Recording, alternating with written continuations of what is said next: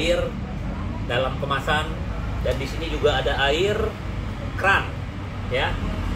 Nah, inilah yang saya sebut tadi air dari KOE, dari waterproof air. Nah, ini yang kita akan uji dulu. Nah, ternyata standar air tuh ada. Nah, standar air itu kita lihat dari, nah ini kita menyiapkan, ini bukan alat dari KOE, ini dimanapun ada dijual. Ini untuk mengukur kadar air, kandungan apa yang ada di dalam air tersebut, kita bisa lihat di sini, ya. Kita contoh dulu, nih air keran, oke, air keran. Nah, ini air AMDK kita sebut, ya, air dalam kemasan, karena kita nggak boleh nyebut merek, ya. Nah, ini air dalam kemasan, kita masukin ke sini. Nah, ini air yang sudah difilterisasi oleh KOE, ya, pakai waterproof air. Nah, apa? Nah, dari 3 ini kita langsung akan cek dulu berapa kadar airnya.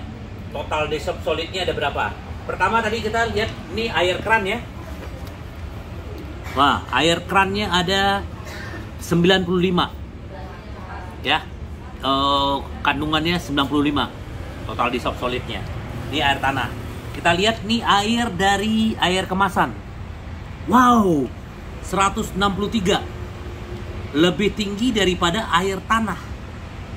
Yang selama ini yang kita merasa air ini enak dan sehat. Nah, baru kita lihat air yang dari KOE. Hanya 0,2. Oke?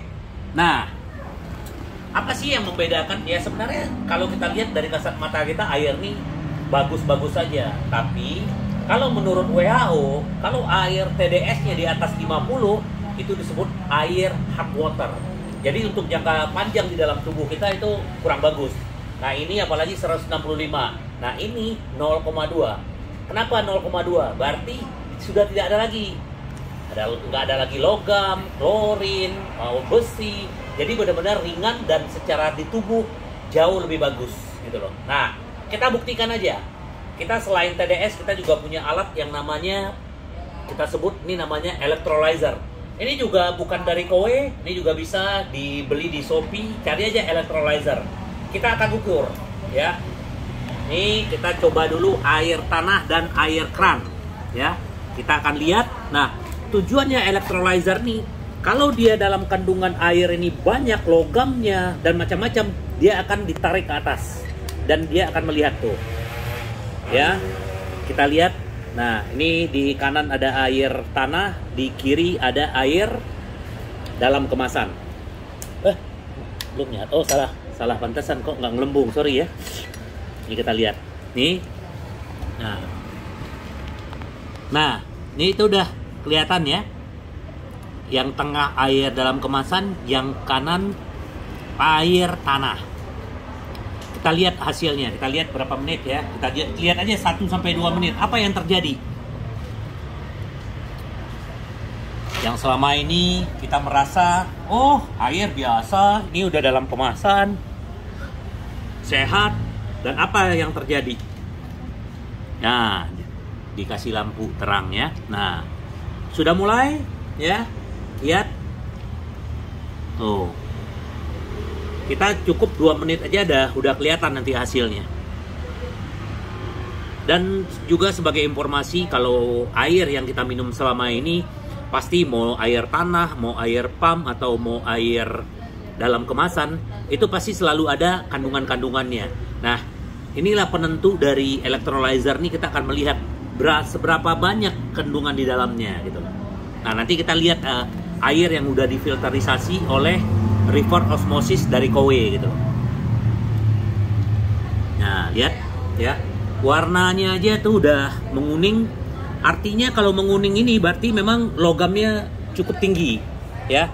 Dan kita bahkan kalau kita tambah, dan ini hangat. Panas. Ya, lihat tuh. Tuh. Malah bahkan lebih bagus air tanah dibanding air dalam kemasan gitu loh. Kita juga udah melihat tadi kandungan total dissolved solidnya cuma 95, sementara air dalam kemasan 165. Beda banget, hampir separuh gitu loh. Nah, lihat tuh. Oh. Ya. Lihat. Tuh. Nah, beginilah yang terjadi di dalam tubuh kita. 70% ada cairan di dalam tubuh kita. Nah, kalau kita konsumsi ini tiap hari, setiap saat, apa yang terjadi? Ya, inilah.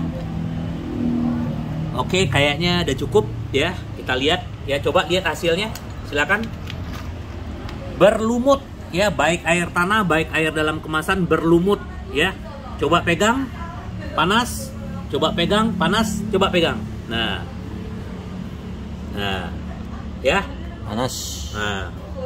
Nah, sekarang kita ke air kowe, air yang dihasilkan. Tiga. Oke, ini kan kita udah lihat hasilnya tadi ya. Nih kita coba lagi air dalam kemasan. Nah, di kanan ini air kowe. Oke, kita tes lagi ya. Seperti apa perbandingannya?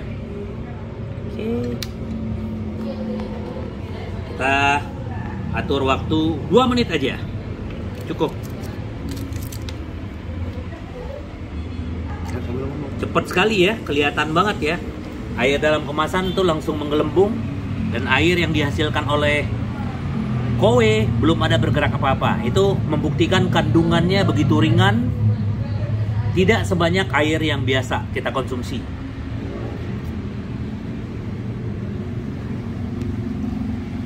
Tuh, melembung kan? Dan bahkan kalau air kowe itu mau selama apapun tidak akan muncul lumut ya. Seperti yang kita lihat tadi.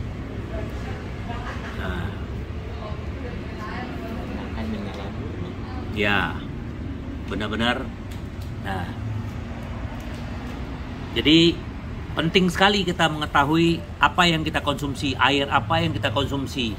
Kelihatan dari luar itu sehat, tapi ternyata secara kita lihat dari secara kasat mata biasa, tetapi setelah dites ternyata air yang kita konsumsi sehari-hari itu ternyata kurang baik sebenarnya, bukan nggak bagus, kurang baik. Tapi kalau ada yang lebih baik, kenapa tidak? Kan gitu loh.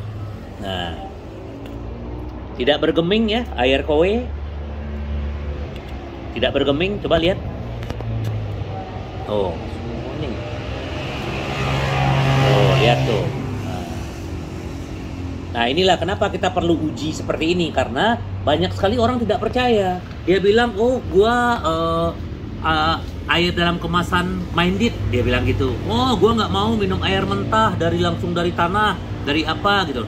Sementara air dalam kemasan itu juga air mentah, tetapi kandungannya terlalu banyak. Nah, kenapa kita tidak bisa? Kalau kita bisa dapat yang ini, airnya sehat, praktis, tidak perlu angkat-angkat galon lagi, tinggal disuguhin, udah jadi dah, gitu loh. Nah, ini cukup, jangan terlalu lama, nanti takutnya pecah yang tengah ya. Cukup.